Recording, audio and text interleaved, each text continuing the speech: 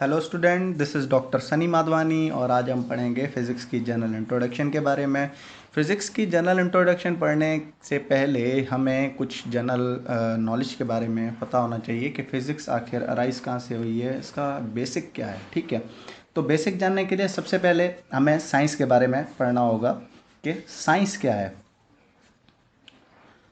It is the study about it is the study about any work which is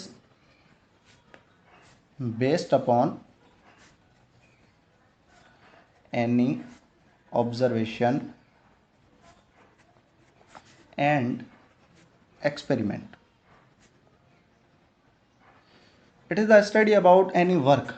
किसी भी काम के बारे में स्टडी करें और वो काम जो कि किसके बेस पे हो, किसी भी ऑब्जर्वेशन और एक्सपेरिमेंट, मतलब किसी भी मुशाहिदे और तजर्बे के बुनियाद पे जो भी काम हो उससे हम साइंस कहते हैं।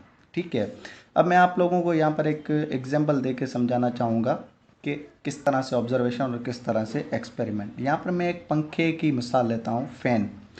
आप किसी जगह पर बैठे हैं और आपके ऊपर एक पंखा चल रहा है और आप वहाँ पर देखते ही देखते आप वहाँ पर एक चीज़ ऑब्ज़र्व करते हैं कि ये पंखा आखिर गोल गोल क्यों घूम रहा है और ये पंखा हमें हवा क्यों दे रहा है, ये पंखा कैसे चल रहा है, ये पंखा एक बटन खोलने से खुल रहा है, बंद करने से बंद हो रहा है और इस पंखे के अंदर एक तार लगी हुई है। आखिर ऐसा क्या है कि ये पंखा हमें हवा भी दे रहा है और नीचे नहीं गिर रहा। ठीक है, तो ये आप लोगों की एक क्या हो गई, ऑब्जर्वेशन। अब लाजमी आप ऑब्जर्वेशन करके उसके ऊपर एक एक्सपेरिमेंट ज़रूर करना चाहेंगे कि मैं भी तो देखूंगे ये चीज़ चल कैसे रही है। आप क्या करेंगे, उसी तरह से 3 पैरों वाली चीज़ उठाएंगे, तार लगाएंगे, बटन लगाएंगे और उसके ऊपर क्या करेंगे, एक एक्सपेरिमेंट करेंगे। अब जब आप लोगों ने एक्सपेरिमेंट किया, आप लोगों को पता चला कि हाँ ये चीज़ है, इस तरह से ये काम करती है, आप लोगों ने उसके ऊपर क्या किया, एक ला दिया। ला देने के बाद वो चीज़ जो है एक्सेप्ट हो गई। एक्सेप्ट होने के बाद जो है क्या हो गई, डिफरेंट बुक्स के अंदर आ गई। तो ये सारी साइंस के अंदर आती है। किसी भी चीज़ के हम ऑब्जर्वेशन करें, उसके ऊपर हम एक्सपेरिमेंट करें, तो वो सारा जो भी सिस्टम है सारा साइंस के अंदर ही आता है। तो साइंस खैर एक इस डेफिनेशन तक तो महदूद नहीं है। साइंस आगे काफ़ी हर कोने कोने, दुनिया कोने कोने तक जो है फैली हुई है, बहुत ही वसी है। ठीक है, इसकी काफ़ी सारी नीचे ब्रांचेज हैं, सब ब्रांचेज हैं जिसके बारे में हम पढ़ते हैं। तो इसकी जो मेन जो ब्रांचेज हैं वो हैं दो। एक है फिज़िकल साइंस, एक है बायोलॉजिकल साइंस। एक फिज़िकल और दूसरी है बायोलॉजिकल। अब फिज़िकल और बायोलॉजिकल नेम से आप लोगों को पता चल रहा होगा कि फ़िज़िकल वो जिसके अंदर हम नॉन लिविंग थिंग्स के बारे में पढ़ें और बायोलॉजिकल वो जिसके अंदर हम हमेशा लिविंग थिंग्स के बारे में पढ़ें। अब नॉन लिविंग थिंग्स जो हैं वो सारी किसकी बनी होती हैं, एटम की बनी हुई होती हैं, और लिविंग थिंग्स जो है वो सारी सेल की बनी हुई होती हैं। अब एटम की या जो भी नॉन लिविंग थिंग्स बनी हुई हैं, जैसे कि मैं आप लोगों को यहाँ पर मिसाल देना चाहूँगा, कार है, बाइक है, मोटर है। ठीक है, ये सारी चीज़ें क्या हैं, नॉन लिविंग है। और लिविंग के अंदर जो भी ह्यूमन बींग्स हैं, ठीक है, एनिमल्स हैं या डिफरेंट जो है प्लांट्स हैं, तो ये सारी जो है लिविंग्स के अंदर जो है मतलब आती हैं। तो नीचे अब लाजमी नहीं है कि यहाँ तक फिज़िकल और बायोलॉजिकल यहीं तक महदूद है, नहीं, ये भी आगे नीचे डिवाइड हुई हैं। किस तरह से डिवाइड हुई हैं, फिज़िकल जो है उसमें हम नॉन लिविंग थिंग्स के बारे में पढ़ते हैं, लेकिन फिज़िकल जो आगे एक फिज़िक्स के अंदर डिवाइड की गई है, ठीक है, और एक केमिस्ट्री के अंदर डिवाइड की गई है। बायोलॉजिकल साइंस को नीचे बायोलॉजी के अंदर सब डिवाइड किया गया है। ठीक है, तो हमारा मेन मकसद यहाँ पर आज है फिज़िक्स का, जिसके बारे में हम पढ़ना चाहेंगे। That what is physics, study about.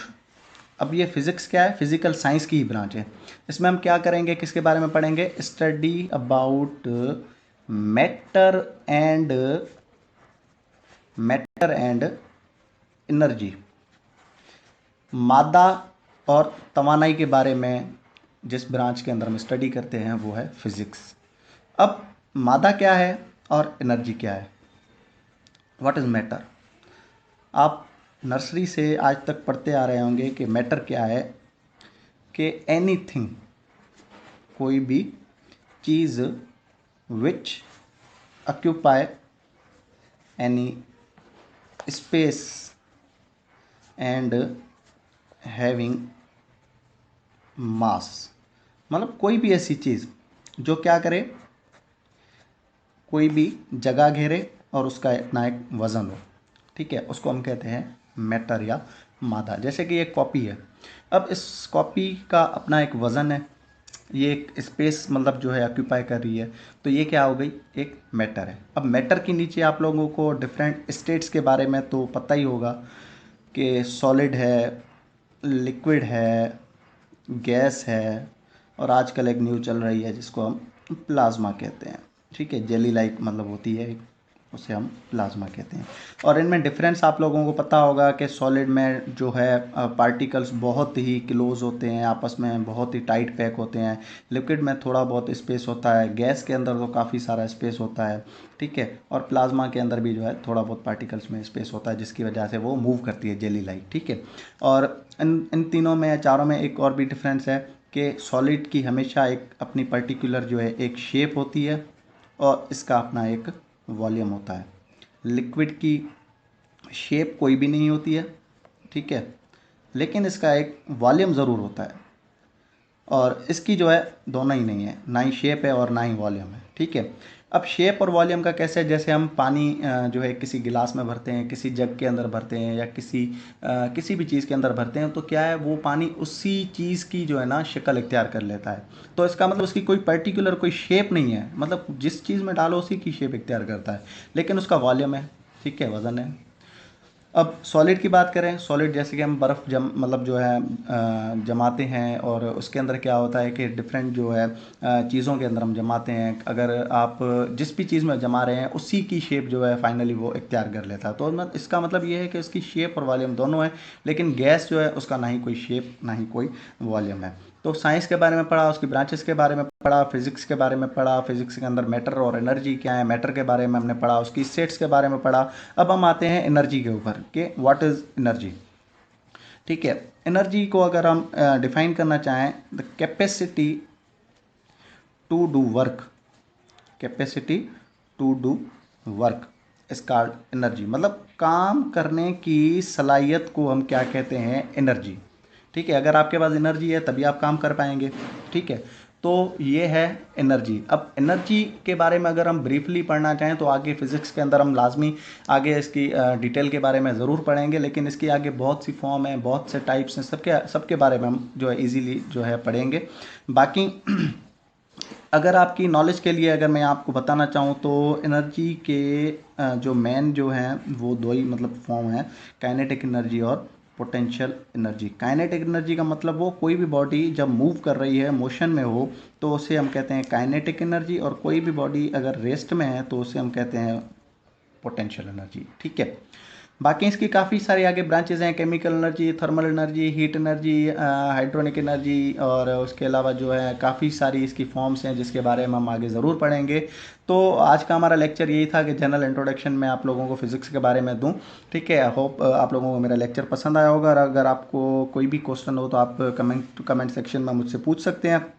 इंशाल्लाह नेक्स्ट वीडियो में मैं आप लोगों को फिजिक्स की ब्रांचेस के बारे में पढ़ाऊंगा कि कौन सी ब्रांचेज है, उनमें क्या क्या हम पढ़ते हैं, ठीक है। थैंक यू, अल्लाह हाफिज़।